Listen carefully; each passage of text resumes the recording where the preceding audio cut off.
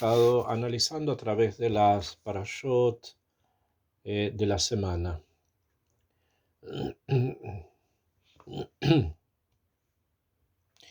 En, en esta parashá, en la parashá de Vaerá, junto con la próxima parashá, que es la parashá de Bo, vamos a encontrar la descripción de un tema que es un tema central, o sea, que es un tema fundamental, es un eje en el éxodo, en la salida de Israel de Egipto. Me refiero obviamente a las plagas, que en las 10 plagas que Akadosh Baruj Hu trajo sobre los Mitzrim, sobre los egipcios en Egipto y en todo el proceso que llevó a la Geulá. Ahora, esto es este proceso, el proceso de Geulá, que lo hemos descrito como un tejido, ¿no? Como lo hemos hecho como un tejido, está construido obviamente por pie y trama, ¿no? Como cualquier tejido. Y por lo tanto hay cosas acá que se ven más y hay cosas que están como por detrás y que van entramando, van construyendo ese tejido que se llama Geulá. Y una de de estos fundamentos, y probablemente el eje central de ese fundamento de la salida de Egipto, sea precisamente el tema de las plagas, que tiene obviamente un pie y una trama, o sea, tiene los dos hilos del tejido, están presentes allí, o sea, lo externo que nosotros conocemos y que recordamos cada Pesaj, de varias formas especiales se hace, y también tiene un contexto más profundo que va por detrás. Precisamente quería que profundizáramos en esto esta semana y la próxima, en lo que realmente significan las plagas de Egipto. Y por un motivo bastante particular que tiene que ver precisamente con el momento que estamos atravesando. En la Torá está escrito varias veces que a través de Moshe, Akadosh Baruj Hu le dice al faraón, Shlach et ami be yavduni. Shlach et ami. Envía a mi pueblo y me va a servir. La Kavaná, obviamente, o sea, la intención es que deje salir al pueblo hebreo que está esclavizado en Egipto. Y como él no lo hace, como el faraón no lo hace, y él es representante de ese marco de esclavitud, de negrerismo que es Egipto, es golpeado con 10 plagas que van desde la sangre hasta la muerte de los primogénitos.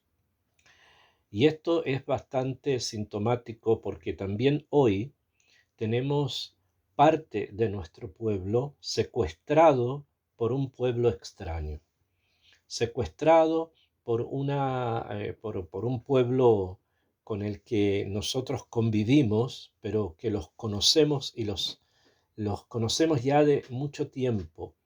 No es solamente una historia que tiene 80 años o 100 años desde que llegaron los judíos de vuelta a la tierra de Israel, sino que es una historia antigua. Una historia antigua que se remonta y llega precisamente hasta Egipto. Y en este punto, aquellos que hoy día están precisamente apresando a nuestro pueblo, que tienen a personas del pueblo judío secuestrados, estas personas son hoy el Egipto de estos días. Son el faraón de estos días, que es Sinuar, el cabecilla de este grupo de personas infrahumanas, y él tiene apresado a nuestro pueblo. Y aunque a nosotros muchas veces las palabras las conocemos, las entendemos, pero no necesariamente nos conectamos con ellas demasiado. ¿Sí? Sabemos lo que es una persona secuestrada, no porque hayamos estado secuestrados, sino porque entendemos esa palabra en castellano, o hatuf en hebreo. Pero realmente no sabemos el Geinom, no sabemos el infierno que nuestros hermanos están pasando. Y mientras haya uno solo de nosotros que esté hatuf, que esté secuestrado, todos estamos secuestrados. Porque Israel es un solo cuerpo. Y quien no lo siente así, quiere decir que no es parte de ese cuerpo. Cuando a una persona le duele el pie, siente el dolor en el pie, pero es todo el cuerpo el eh, eh, que está afectado. Así lo dice la Gemara, Aten kruim adam, be umota olam lo kruim adam. Ustedes se llaman seres humanos y las naciones del mundo no. ¿Por qué? Porque ustedes son un solo Ben Adam, son un solo cuerpo. Entonces, si hay una parte de ese cuerpo que está sufriendo, ya sea materialmente o espiritualmente, nos afecta a todos. Y mientras uno solo de nosotros esté secuestrado, todos estamos secuestrados. En diferentes niveles, depende cómo cada persona se siente conectado a Israel. Pero esa conexión tiene que ser completa. Si realmente sentimos que estamos nosotros también privados de esa libertad, quiere decir que somos parte de ese cuerpo. Y para podernos liberar, porque todos nos liberamos de Egipto, y así está escrito en todo lo que tiene que ver con Pesaj, que la persona sienta a sí mismo que él mismo sale de Egipto en ese momento, como está escrito la Haggadah de Pesaj, ¿no? Que él mismo está saliendo de Egipto. Entonces, cada vez que hace un mes, 2 meses, vimos a estas personas que habían sido secuestradas y que estaban saliendo, somos nosotros los que estábamos saliendo, y la alegría que ellos tenían es la alegría nuestra, y la nuestra la de ellos, porque somos todos un solo cuerpo. Y la forma en que el faraón dejó salir a Israel de Egipto fue precisamente después de las 10 plagas.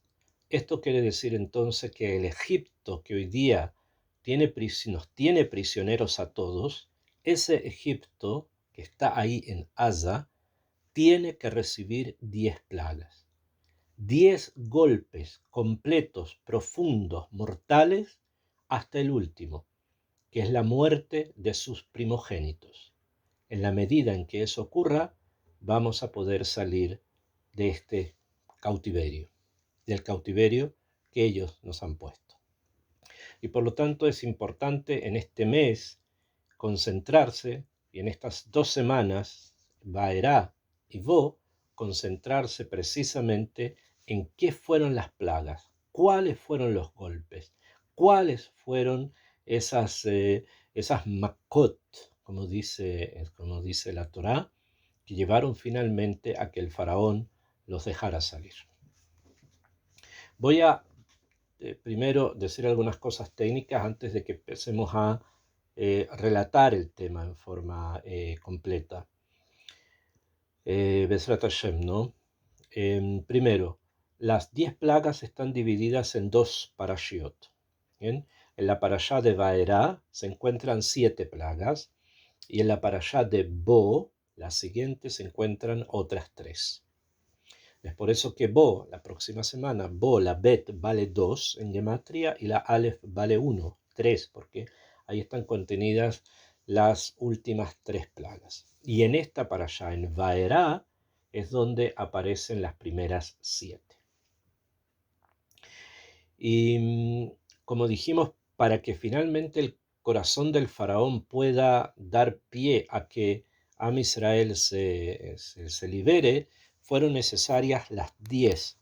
Porque alguien podría pensar, bueno, a lo mejor el faraón con la última plaga, que es la muerte de los primogénitos, de la forma en que ocurrió además, hubiese sido, con eso finalmente aceptó. Entonces hubiéramos pensado que hubiese sido suficiente la última, que finalmente es la que remató, que puso el Maké Bepatish, el golpe del martillo. Sin embargo, no es así, porque si Hashem mandó 10, quiere decir que para que ellos pudieran realmente ser liberados se necesitaban 10 golpes. ¿Y cuáles son estos 10 golpes? ¿Y qué es lo que significan? Primero, voy a explicar según el Sod, o sea, según los estudios de Cordovero, de su alumno Rabbeinu Arizal, de Rabbeinu Haim Vital, etcétera, de los grandes cabalistas del Tzfat, que la división que hay en la Torá de 7 y 3 es por el orden de las Sefirot. Nosotros sabemos que en el mundo espiritual existen 10 esferas de poder. Estas 10 esferas de poder están ubicadas en el mundo espiritual y traen y nos comunican a nosotros las fuerzas espirituales que Akadosh Baruj Hu ordena que avancen, que se comuniquen para darnos a nosotros la posibilidad de poder movernos, de poder vivir, de poder implementar a nuestros niveles, cada uno en su madrigá, cada uno en su lugar, todas las fuerzas que Hashem nos dio al crearnos como seres humanos y al mantenernos en vida. Las 10 sefirot son las siguientes. Está la sefirá de Keter, la corona, la Jochma y la Binah. Keter, Jochma y Binah son las tres más altas. Keter, Jochma y Binah. Que corresponden, de un punto de vista más amplio, al Moaj o a los Mojim, o sea, al cerebro o cerebros, o sea, a la fuente, al motor que da vida a todo.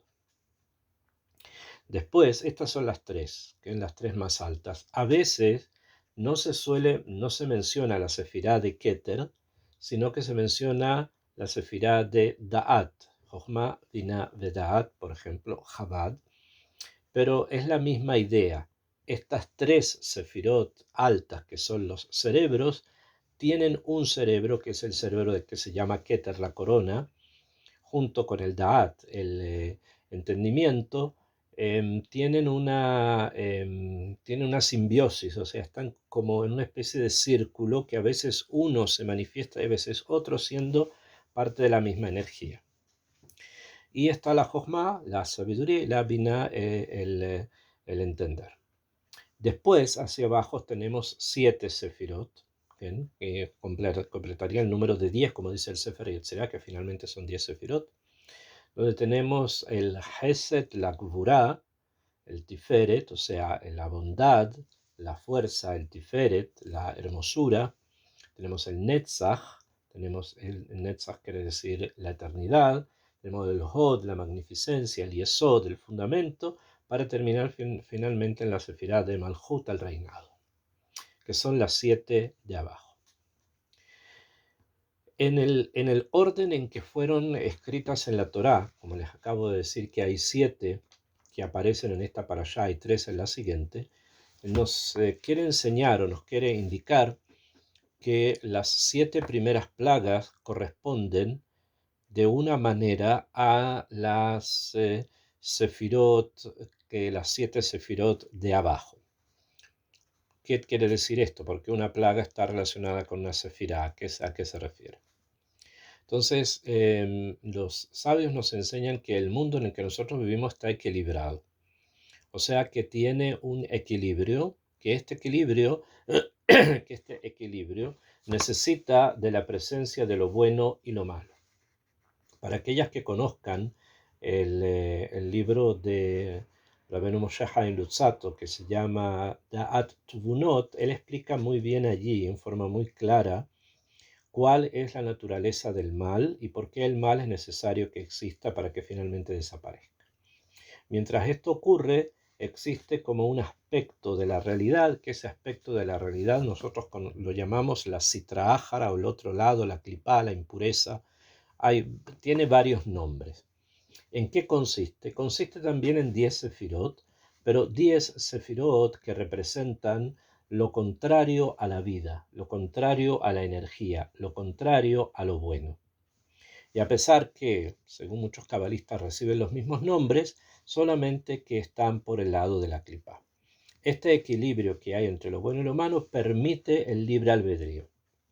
O sea, permite que la persona pueda escoger actuar bien o actuar mal, hacer algo bueno o hacer algo malo.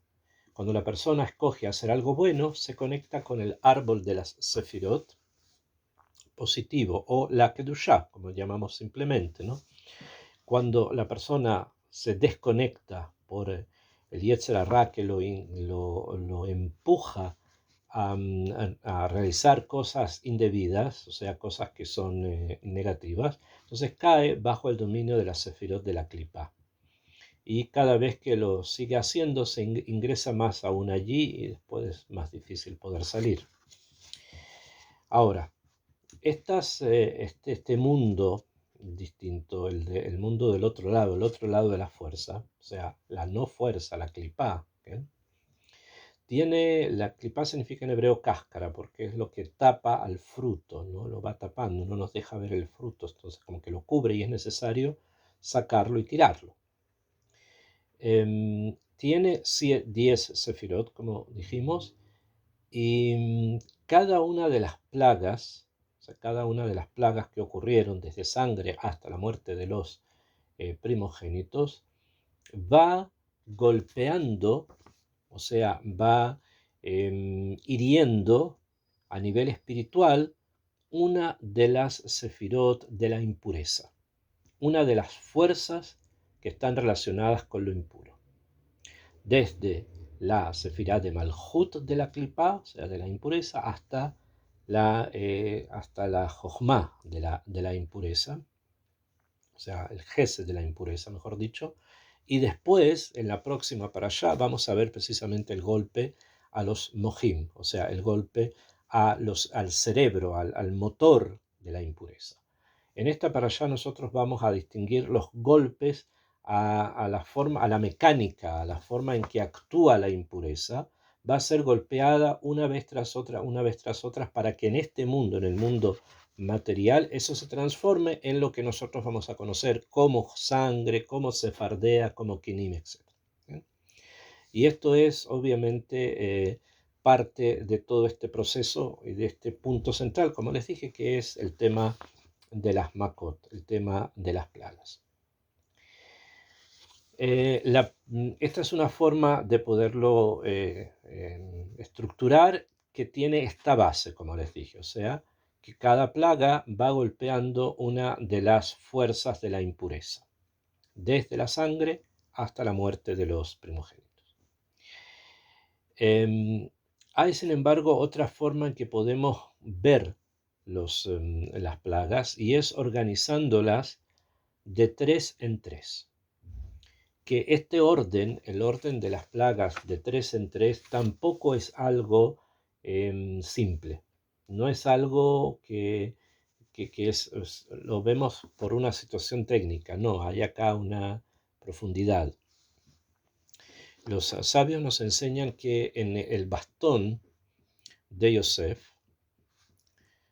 tenía un bastón, que este bastón llegó a él a partir de Jacob, llegó a él desde Jacob. Si llegó a él desde Jacob antes de ser vendido, o sea, cuando todavía tenía 17 años, o si llegó a él el bastón cuando Jacob se lo trajo, cuando lo reencuentra después de muchos años y viene Jacob a vivir con él a Egipto, eso también es un tema que hay que analizar, que hay que pensar por qué o si es a los 17 años, cómo lo mantuvo, si fue vendido prácticamente sin nada y si lo recibió después.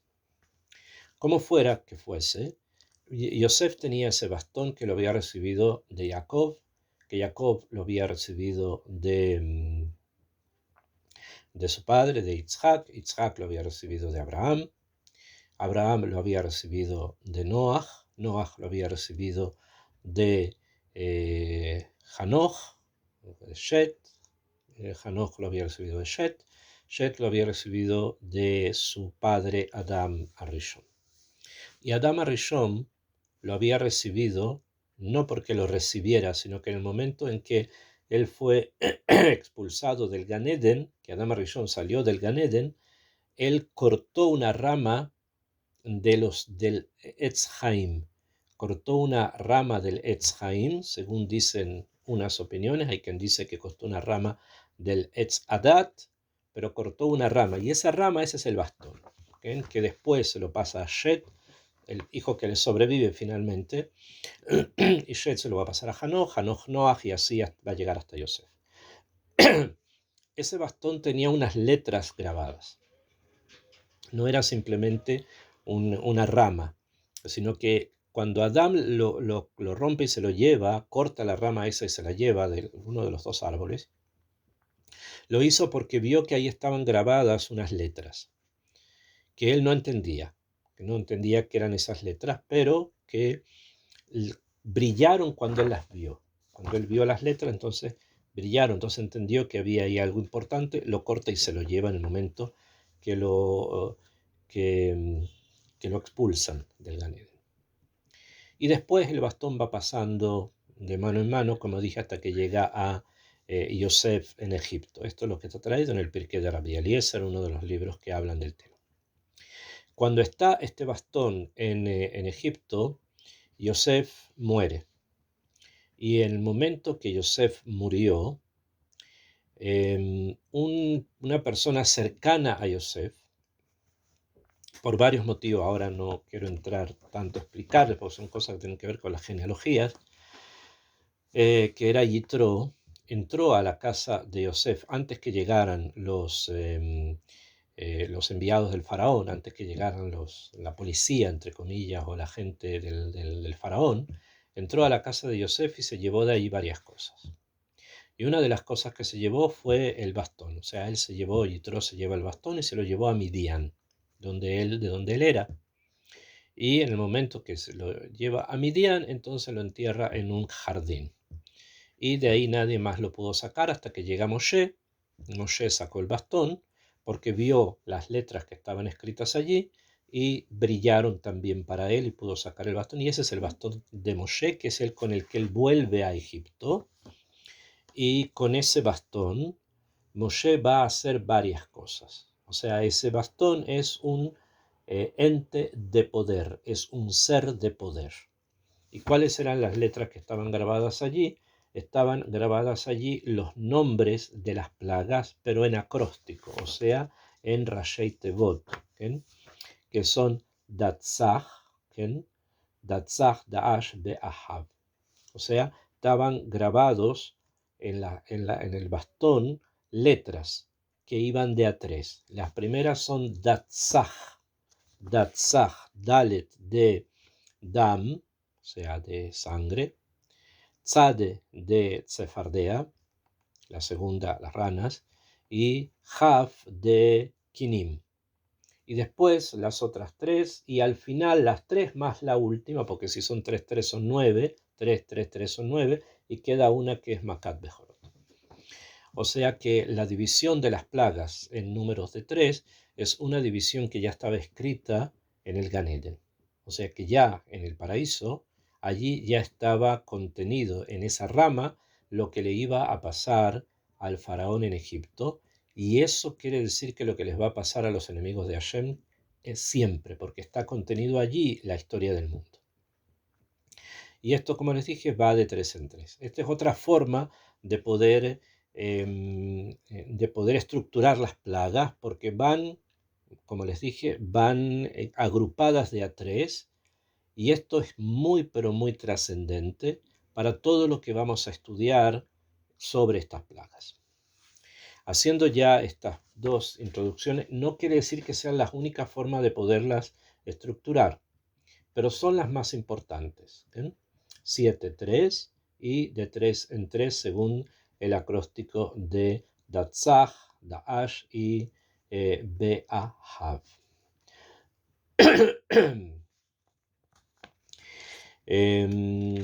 Continuamos, o sea, vamos a ingresar por lo menos a tratar de explicar el formato, cómo se desarrollan las plagas. la Torá nos enseña en el Perek Zain, en el Pasuk Yud Dalet, aparece lo siguiente. Yo lo voy a leer primero y les voy a explicar después de qué estamos hablando. Dice: Vayomer Hashem el Moshe, kaved lev par'o me'em leshalach ha'am. Le dijo Hashem a Moshe: es muy pesado, muy duro el corazón del faraón, se niega a enviar al pueblo. ¿Bien? Lo mismo que ocurre hoy. Lej el paró, anda donde el faraón. Baboker, por la mañana, y neyotse amaema, él va a salir a hacer sus necesidades. Venitzavta likarato, te vas a parar delante de él, al Sfata Yeor, al lado del río. Sfata Yeor, al lado del río Nilo. Veamate asher neepach lenahash tikach beyadeja. Y el maté, o sea, el bastón, que ya en un momento previo lo había transformado en serpiente, no vimos ese punto, no lo revisé ahora, porque quería entrar a las plagas, pero ya había tenido el faraón con Moshe un encuentro en el cual el bastón había sido muy importante, el bastón con las letras, ¿no? Ve a Marta el ave, le vas a decir al faraón lo siguiente: Hashem Elokea Ivrim, el Dios, o sea, Hashem, el Dios, el Creador, el Dios de los hebreos, Shelahani Eleja, me mandó donde ti, lemor, para decir, Shalach et ami, envía a mi pueblo, Be'ya'abduni bamidbar, y me van a hacer un servicio, que son korbanot, en el desierto. Veine lo shamata atko, y hasta este momento no has escuchado, le dijo. Hasta este momento no escuchaste. Tienes que dejarlos a salir, pero no has escuchado. Ko amar Hashem. Entonces así dice Hashem, Besot te da ki ani Hashem. Así vas a saber que yo soy Hashem. Ine anohima ke bamate asher beyadi. Le dijo: yo voy a golpear con el bastón que tengo en mi mano, Alamaim, sobre las aguas, Asher Bayeor, que hay en el río Nilo, Benefju Ledam, y van a transformarse en sangre. Veadagá, Asher Bayeor Tamut, y los peces que haya adentro del río van a morir. Ubaash Hayeor, y va a expedir un hedor, va a tener muy mal olor el río. Venil'u Mitzrayim, se van a cansar los egipcios. Lishtot Mai Minayeor, en el sentido que les va a asquear tomar agua del río, porque no van a poder tomar agua, lo que van a tomar es sangre. Esto va a ocurrir en el sistema de las plagas, va a ocurrir en la primera y en la segunda plaga, que va a haber una advertencia. En la primera y la segunda del grupo de 3, 3, 3, 3, la primera y la segunda va a haber advertencia, la tercera no va a haber advertencia, va a venir directamente la plaga. En el segundo grupo de 3 lo mismo, primera, segunda y una advertencia, después la plaga obviamente, y en el tercero no hay advertencia. Va a continuar así con el último tercer grupo, donde hay advertencia en la primera y la segunda del tercer grupo, en la tercera no hay advertencia, y la plaga de los Bejorot está aparte, que sí va a tener una advertencia porque las completa, es como lo que acabamos de comenzar va a tener como un final. ¿Okay? Esa también es la forma de poderlas estructurar las diferentes plagas. Después que le advierte esto, viene desde el Pasuk Yud Tet en adelante la realización, lo que ocurre, lo que va a pasar, que es que las aguas de Egipto se van a transformar en sangre, hasta que finalmente el faraón le va a pedir a Moshe que esta plaga la saque. Akshav, hay también una discusión entre los sabios si las plagas en general duraron cada plaga un mes. Cada plaga duró un mes. Esto quiere decir que hubo 9 meses de plagas, 9 meses de plagas, donde hay una discusión si la advertencia de Moshe duraba una semana, o sea, esto que acabamos de leer, Moshe se lo decía al faraón durante una semana entera, y después las 3 semanas restantes es donde ocurría la plaga, o que hubo 3 semanas de advertencia y una semana de plaga. Bien, hay una discusión entre los sabios sobre este punto. Después de que pasaron 9 meses, donde ocurrió todo esto que ustedes han leído y que se estudia normalmente para Pesaj, hay un descanso de 3 meses más o menos, hasta que al final, después de estos 3 meses, viene la última plaga, que es la plaga de los Pejorot, la plaga de los primogénitos. Que la plaga de los primogénitos ocurre precisamente en Nisan. ¿Bien? Y esto es lo que nosotros también recordamos en Pesaj, ¿no? La muerte de los primogénitos y que los primogénitos de Israel se salvaron. Este es un tema, ¿no? Un tema que ya conocemos, entonces volvemos nuevamente a ver que hay una cierta estructura, un cierto sistema en la forma en que las plagas se aplican. Esto para hablar de lo técnico. Pero yo les dije que quería entrar un poco más en profundidad sobre las plagas y los golpes que las plagas dan al mundo, a los mundos espirituales negativos, ¿no? Esta es la advertencia de la plaga de sangre, después viene la plaga de sangre, después le piden que la saquen y la sacan, ya dijimos, ok, la advertencia dura una semana y la plaga 3, o que fueron 3 semanas de advertencia y una semana de plaga, eso es una discusión. Pero ¿qué es lo que realmente ocurre con lo que nosotros conocemos como la plaga de sangre?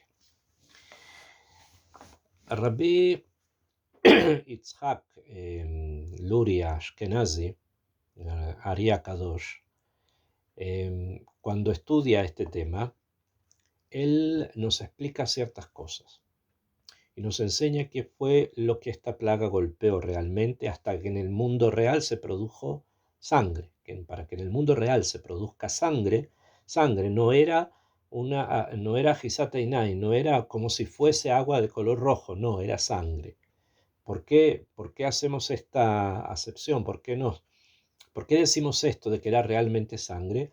Porque el Nilo varias veces, antes y también después, se ha teñido de rojo. Lo último que pasó fue, creo, hace como un año atrás, que se tiñó de rojo porque hay unos juncos que crecen alrededor del Nilo que a veces se pudren por diferentes circunstancias y cuando se deshacen los juncos estos, sueltan un pigmento de color rojo, entonces las aguas se tiñen todas de rojo.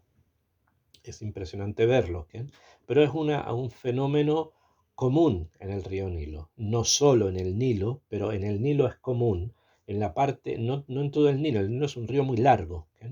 Sino que en la parte cerca del delta, donde estaban las ciudades, más o menos ahí suele ocurrir este fenómeno. Entonces, lo que nosotros decimos es que no fue esto lo que pasó, sino que fue sangre, realmente sangre.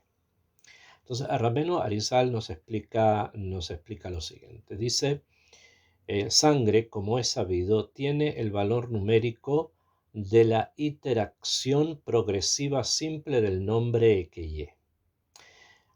¿Qué quiere decir eso? ¿Bien? La palabra dam en hebreo, o sea, sangre, que es la primera plaga que estamos hablando, suma en gematria la dalet vale 4 y la mem vale 40. O sea que suma en gematria 44. Esto es dam, 44. Y 44 por un cálculo bastante complejo, pero el cálculo está, ahora no vamos a entrar, necesitaríamos escribirlo, pero el cálculo está. es uno de los valores del nombre Ekeye. El nombre Ekeye, o sea, Aleph, Hei, Yud, Hei, este nombre es el nombre que va a brillar precisamente en la salida de Egipto. Así como el nombre, el Shem Hashem, Yud Kei Vav Kei, tiene trascendencia y significa algo, también el nombre Ekeye, que lo estudiamos al principio de Shemot cuando hablamos de Ekeye Asher Ekeye, yo soy el que soy, ¿no? Bueno, ahí la expresión Ekeye es uno de los nombres de Hashem. Y este nombre de Hashem es el que estuvo presente precisamente en esta plaga, en la plaga de Dam. O sea que la fuerza para poder crear en el mundo físico algo que es sangre, sale o surge a partir del nombre Ekeye, o sea, de este nombre de Hashem Itbaraj. Y este nombre de Hashem Itbaraj, dice Rabbeinu Rizal, que la plaga esta surgió, lo escribe en estas palabras, yo se las leo y después les vamos a explicar. Dice, esta plaga surgió de Malhut, del santo principio femenino, es decir, el Parsuf de Nukba, y golpeó a la malvada Malhut, es decir, Nukba de Zerampín en el reino del mal. O sea, ¿de qué está hablando? Esto quiere decir que salió, como habíamos dicho, que las plagas golpeaban una de las sefirot, ¿no? Iban golpeando de la energía del mal, iban golpeando algo en la energía del mal. Y la plaga de sangre, que surge precisamente de la sefirá de Malhut, del reinado, o sea, de la última de las plagas de las sefirot, la plaga esta surge de la última de las sefirot, Malhut, sale de allí y golpea a el mundo de lo malo con el nombre este Ekeye, al mundo de lo malo, que lo llama el reino del mal, y ahí en el mundo espiritual se produce después en el mundo material eso que ustedes conocen como Dam, sangre en la plaga de Egipto. Y así cada una y una, ¿sí? Cada una y una va a ir representando realmente un golpe que sale de una de las sefirot de la Kedushá y que va a golpear una de las sefirot de la Klipá y va a producir esa plaga, ¿bien? Como habíamos explicado en un principio. Ahora no vamos a ingresar en cada una y una, simplemente quiero dejarlo claro para que sepan de dónde provienen las plagas, de dónde salen las plagas. Las plagas primero salen del mundo espiritual y solamente después se concretan en el mundo material. ¿Y qué ocurrió con la plaga de Dam? La plaga de Dam sale precisamente del nombre Ekeye, que está dentro de la sefirá de Malhut, que de ahí sale y golpea a la entidad de lo malo, el reino de lo malo, como dice Rabbeinu Rizal, en los mundos espirituales, y después eso en el mundo material se transforma en Dam, en sangre. Así Poel, así actúa Akadosh Baruj Hu. Esto es importante que lo conozcamos, que lo sepamos, porque los mundos espirituales tienen su propia forma en que ellos funcionan, ¿no? Así es. Sin embargo, nosotros como seres humanos tenemos posibilidad de poder influenciar en esos mundos espirituales a través de nuestras tefilot.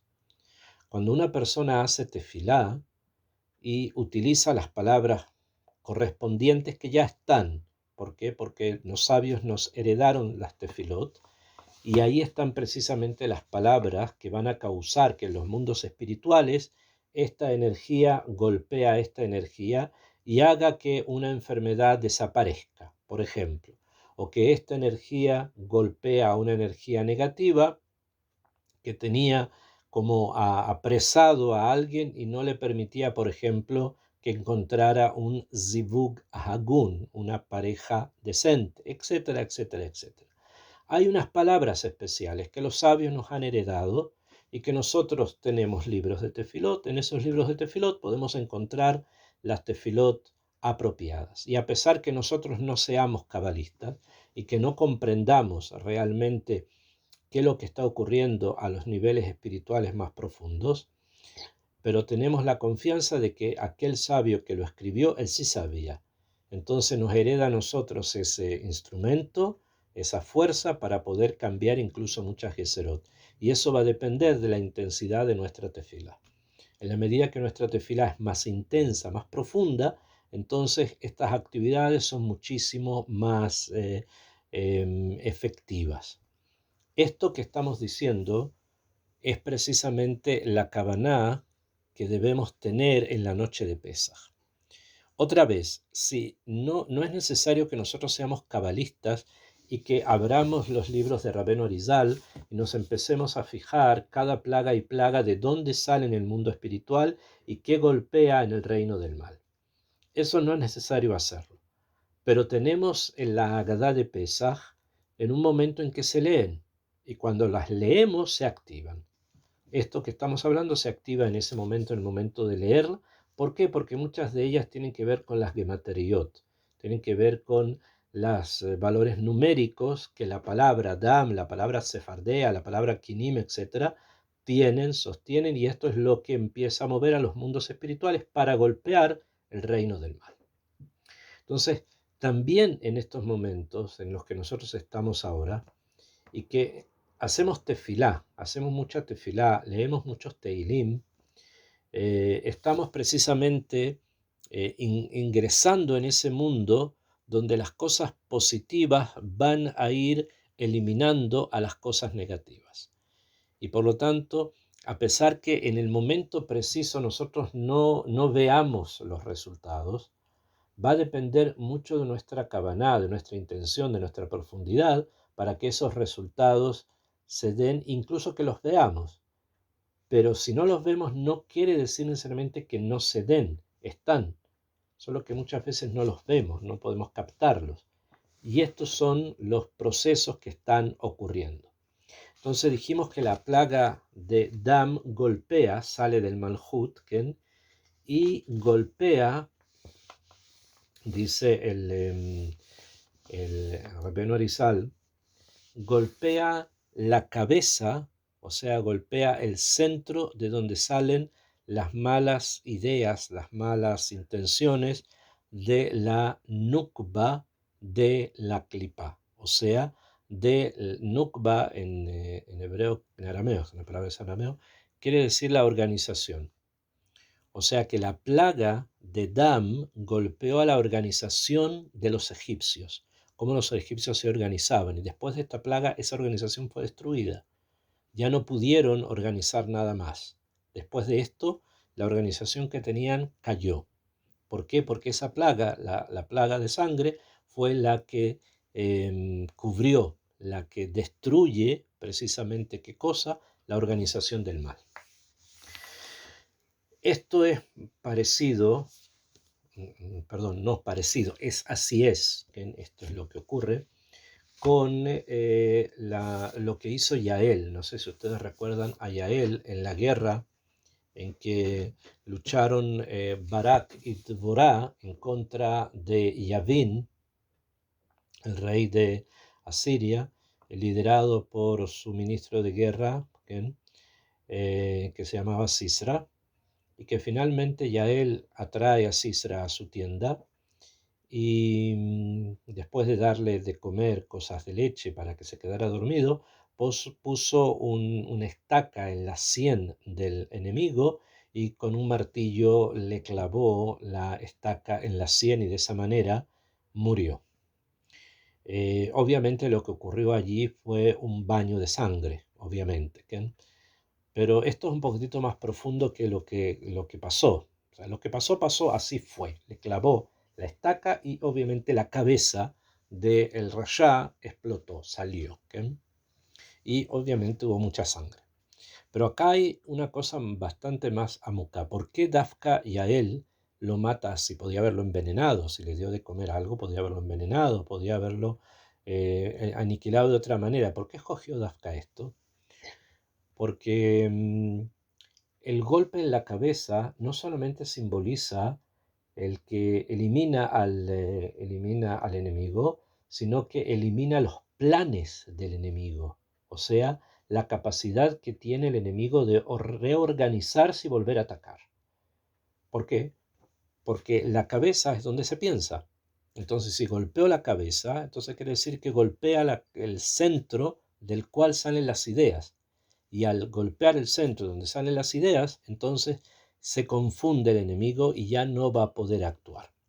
Esta es la kavaná del golpe en la cabeza, que está relacionado con la plaga de sangre en Egipto y con lo que hizo Yael en la tienda para matar a Sisra. Y ya les he mencionado ya varias veces que actualmente todas las mujeres de Israel no solamente tienen una estaca como Yael, sino que tienen dos, que son las velas de Shabbat. En el momento en que se encienden las velas de Shabbat son como las dos estacas de Yael y confunden el pensamiento de los enemigos de Israel. Entonces hay que tener una gran kavaná de que eso que están haciendo vaya a llevar también a que los pensamientos de la Sitra Achar, los pensamientos de los malvados, de los enemigos, sean confundidos en el momento en que se encienden las velas. ¿Okay? Esto es para entender qué es lo que ocurre. Voy a seguir con la segunda plaga. No vamos a alcanzar a estudiarlas todas, obviamente, pero simplemente para tener una idea de dónde sale la fuerza y qué es lo que golpea esa fuerza. La primera golpea la mente de la Sitra Achara, y eso es la sangre que vemos y la confusión total que tuvieron los egipcios, que no pudieron recuperarse nunca más de eso. Después, dice en el Perek Zain, el capítulo 7, en el Pasuk Chavav, dice la Torah así: Vayomer Hashem el Moshe. Le dijo Hashem a Moshe, vo el Paró, anda donde el faraón, ve a Marta Elav, y le vas a decir a él, Ko amar Hashem, shalach et ami beyavduni, deja salir a mi pueblo para que me sirva. O sea, no es simple, ya lo ha repetido 2 veces, no quisiste plaga, no se puede retener a un Yehudí en contra de su fuerza. Si el Yehudí no quiere estar allí, no hay nada en este mundo que lo pueda detener. Akadosh Baruj Hu lo va a ayudar para que salga de allí, de una u otra forma, y aquel que lo ha apresado recibe las plagas. Continúa diciendo la Torá, Bein maem hata leshaleach, si tú vas a negarte a enviarlos, Anoji nogef et kol gevulcha betzfardeim, yo voy a golpear todos tus límites con tzfardeim, con ranas. Normalmente son ranas o sapos, a pesar de que al piazo estamos hablando de otra cosa, pero vamos a tomar el pshat.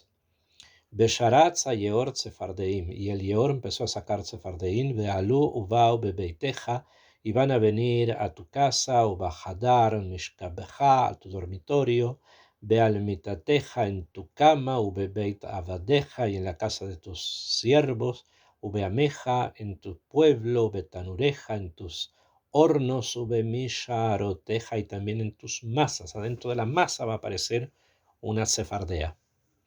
Ubajá, ubeameja, y en ti y en tu pueblo, ubejol habadeja y alutzfarden. Incluso van a haber sefardén adentro de tu estómago, hasta ahí van a llegar. Vayomer Hashem el Moshe. Esta es la advertencia, ¿no? Si no dejas, esto es lo que va a ocurrir. Vayomer Hashem el Moshe, emor el Aarón. Y viene acá la realización de la plaga. Le dice a Hashem a Moshe que le diga a Aarón, Netet yadeja bemateja a la nearot. Le dice, baja tu mano con tu bastón sobre los ríos, sobre los yorim, sobre los canales, ve a las agamim, sobre los lagos, ve haalet atzfardeim, y van a subir las ranas al Eretz Mitzraim, sobre la tierra de Egipto, bayet a Aarón, y golpeó a Aarón, et yadó, o sea, inclinó Aarón su mano sobre las aguas de Egipto y subió una sefardea, subió una rana, ubat has et eretz Mitzraim, y cubrió la tierra de Egipto. En este caso, en el caso de las ranas, como en el caso de, de la sangre. También en la sangre está escrito en el pasuk Yutet, Vayomer Hashem el Moshe, Emor el Aarón. Le dijo a Hashem, a Moshe, que le diga a Aarón, Kach mateja, toma tu bastón, uneteya deja al meme Mitzrayim, e inclina tu mano sobre las aguas de Egipto, etcétera, etcétera, y se va a transformar en sangre. Tanto en el tema de las aguas que se van a golpear y se van a hacer sangre, como en el tema segundo que va a golpear las aguas y va a salir de allí, sefardea. O sea, en el primer caso las aguas se transformaron en sangre, y en el segundo caso, el de las ranas, se golpearon las aguas y de las aguas salieron, o salió una gran rana, como dice el Midrash, que cuando la golpeaban salían ranas más pequeñas. En ambos casos le dice a Hashem, a Moshe, que esto lo haga Aarón, que no lo haga él, sino que lo haga Aarón. La tercera plaga, que es la plaga de Kinim, o sea, la plaga de los piojos, donde va a ser necesario golpear la tierra de Egipto, también le va a decir a Hashem, a Moshe, que sea hecha por intermedio de Aarón. ¿Bien? Y esto es lo que está escrito en el Perek Het, capítulo 8, en el Pasuk Yud Bet, que habla directamente cuando comienza la plaga de Kinim. No hay advertencia en la tercera. Dice, Vayomer Hashem el Moshe, Emor el Aarón, dile a Aarón et mateja, vas a inclinar tu bastón, Bejaj, y vas a golpear la tierra de Egipto. La tierra, el polvo de la tierra, ve allá, Lequinin se va a transformar en piojos. Bejol eres Mitzrayim, en toda la tierra de Egipto. ¿Por qué en estas tres primeras plagas, o sea, la plaga de sangre, en la plaga de la sefardea y en la plaga de Kinim, o sea, de los piojos, el orden fue, o sea, el mandato fue que Aarón sea el encargado o de golpear el agua o de golpear el polvo de la tierra, y no Moshe? Número uno. Y segundo, ¿qué bastón se ocupó? ¿El de Moshe o el de Aarón? ¿Bien? Para realizar esto. ¿Bien? Desde el punto de vista que ya les mencioné de que el bastón tenía grabados ahí los nombres de las plagas, entonces es Pashut que Aarón utilizó el bastón de Moshe, que cuando estaba en las manos de Aarón se llamaba el bastón de Aarón, pero era el de Moshe donde estaban grabados los nombres y era el bastón que era un ente de poder. Pero la pregunta que muchos comentan es el por qué Aarón lo realiza y no Moshe. Entonces, la respuesta que se suele traer, que es una respuesta al Derech HaMusar, que es bastante interesante también, es que debido a que el agua había salvado, o había de alguna manera no había dañado a Moshe, cuando Moshe estuvo en la cesta sobre el Nilo, entonces Moshe no podía ser una persona desagradecida y realizar algo en contra de por lo menos un elemento que no lo dañó, y es agua. Y así con la plaga de Sefardea también, que no salga de allí algo que de alguna manera no lo dañó, no salga algo malo de algo que a él no lo dañó.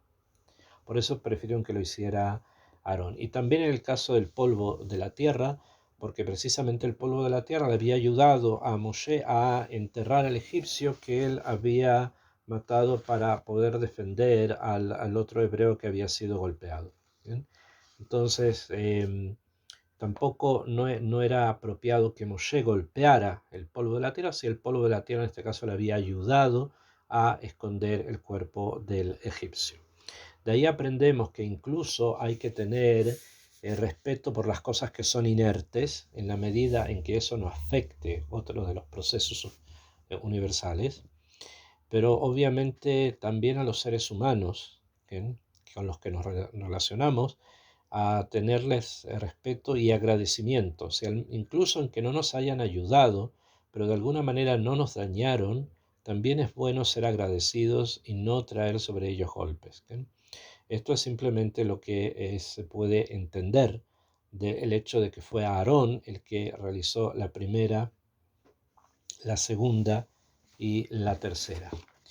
También en cada uno de estos casos, dice Rabbeinu Arizal, se calculan los nombres de Hashem que cada una de las plagas significa, y la plaga de la sefardea sale de la sefirá de Yesod y golpea a la clipa, golpea también a la cabeza, los pensamientos de la maldad. Esta es la plaga de los sapos, de las ranas. ¿Okay? Y cosa parecida va a ocurrir con las siguientes plagas y así en adelante.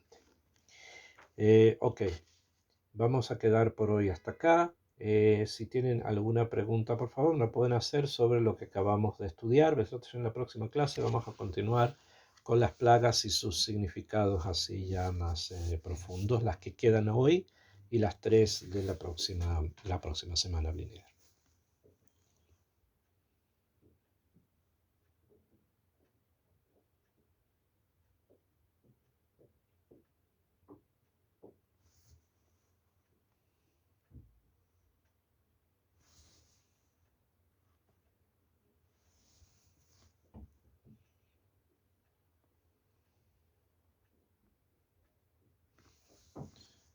Beseder, si no hay preguntas, vamos entonces a quedar hasta acá.